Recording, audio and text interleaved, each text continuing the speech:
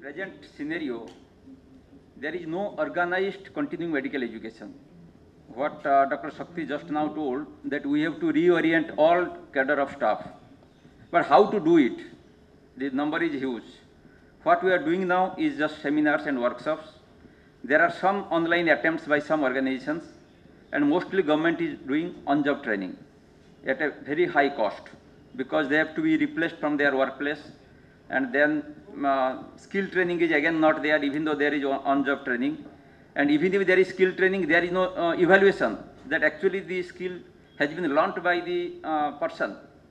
So with all these lacunae, whatever is going on, that is also catering to a small group of government doctors. The private sector is not touched. So in this scenario, I am suggesting that we can utilize multimedia for continuing medical education very successfully. I'll demonstrate for 1 minute. We have developed one multimedia for neonatology, that is IMNCI basically in that area. What we can do without computer facility, we can do the multimedia training. And pedagogic principles are followed here. It can maintain the interest of the learner, because in online, unless you are interested to read and write, it is a boring job.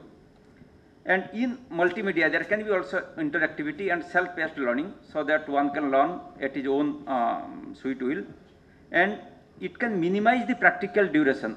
For example, one skill, if I do a workshop and train them, whatever duration will be needed, here we can sensitize them, they can practice it through multimedia, and only the minimum duration where patient interaction is required, with minimum exposure, we can do the same practical training effectively.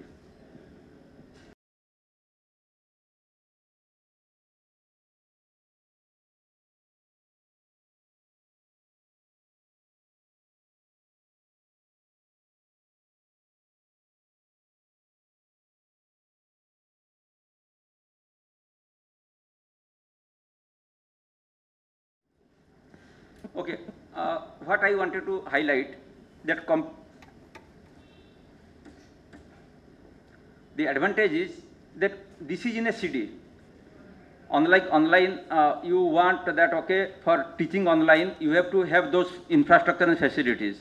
Here through a CD, we can do the same interactivity, almost same level of knowledge that we are offering through online training. And if you distribute, for example, I want to train 1 million of doctors, I make 1 million CD, that's all. I distributed it, and they can have all the interactivity that they would have learned otherwise through online training. They will learn it in their own sweet leisure time. Once they are ready with that, as far as hands-on training is concerned, there is no substitute for bedside teaching. They have to be attached under a trainer to a hospital, maybe in the district hospital or maybe in the taluk hospital, wherever the training facility is available. So those hands-on training can be integrated to the multimedia. Whoever is ready, a schedule can be made, and accordingly that hands-on training component can be imparted. So we are going to experiment this from this January. We are making a non-certificate program through IGNOU in IMNCI, so that whoever is ready through this CD, they will give their names and will identify the trainers at a district hospital. They will go there, and a 8-day government training, we are trying to do it in just 2 days. So the duration of training, the cost, everything can be minimized without compromising the quality of the training. What I want to emphasize here, through this IT, we are not compromising the quality. That is the bottom line I want to highlight. Quality is not being underlined, but at the same time, we are utilizing the resources optimally, and we are expediting the training process.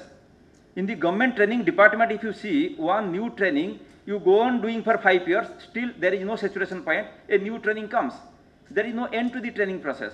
But with this approach, we can saturate the training process within a year. A new knowledge comes, we can saturate the whole doctor, all the number of doctors. Then learning at leisure time and practical component editor, that this is what basically I wanted to give only a crisp knowledge, and I stop here. We can have more discussion.